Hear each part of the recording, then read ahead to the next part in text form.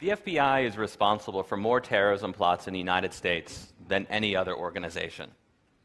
More than Al-Qaeda, more than Al-Shabaab, more than the Islamic State, more than all of them combined. This isn't likely how you think about the FBI.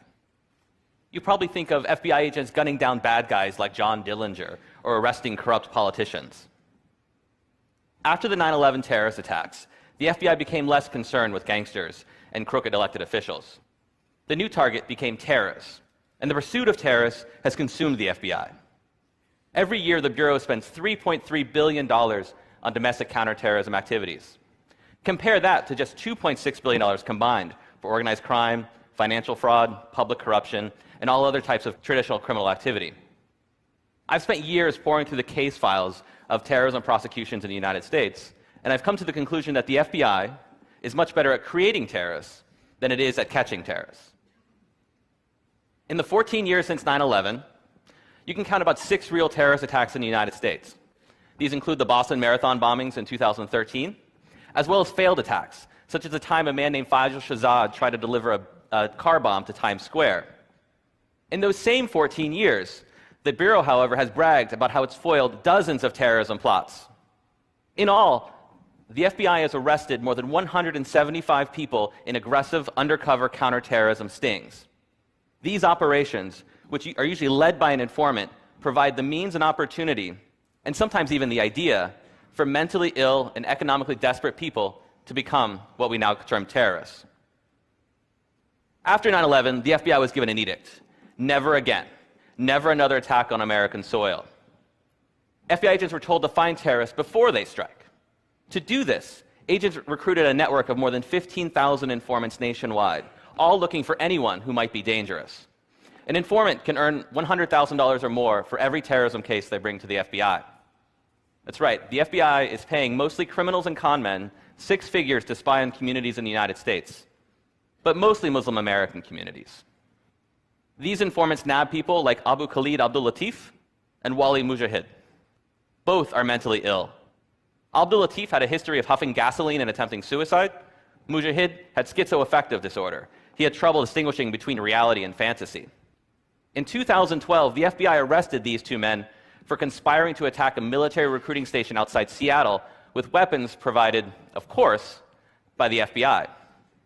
The FBI's informant was Robert Childs, a convicted rapist and child molester who was paid $90,000 for his work on the case. This isn't an outlier. In 2009, an FBI informant who had fled Pakistan on murder charges led 4 men in a plot to bomb synagogues in the Bronx. The lead defendant was James Cromedy, a broke Walmart employee with a history of mental problems, and the informant had offered him $250,000 if he participated in that plot. There are many more examples. Today, The Intercept published my new story about a counterterrorism sting in Tampa involving Sami Osmakash, a young man who was living near Tampa, Florida. Osmakash also had schizoaffective disorder. He too was broke, and he had no connections to international terrorist groups.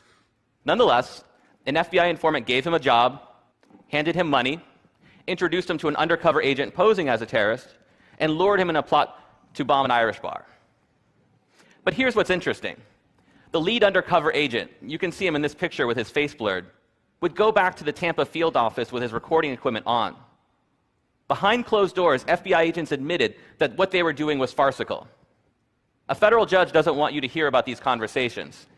He sealed the transcripts and placed them under a protective order in an attempt to prevent someone like me from doing something like this. Behind closed doors, the lead agent, the squad supervisor, described their would-be terrorist as a retarded fool who didn't have a pot to piss in. They described his terrorist ambitions as wishy-washy and a pipe dream scenario. But that didn't stop the FBI. They provided Sami Osmakash everything he needed. They gave him a car bomb. They gave him an AK-47. They helped him make a so-called martyrdom video. And they even gave him money for a taxi cab so he could get to where they wanted him to go.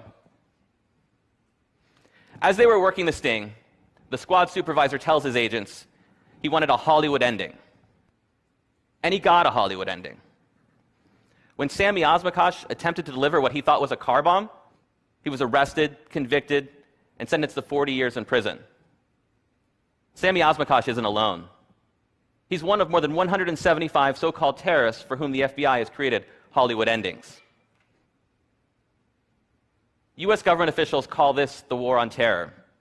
It's really just theater, a national security theater, with mentally ill men like Sammy Osmakash, unwitting actors in a carefully choreographed production brought to you by the FBI. Thank you.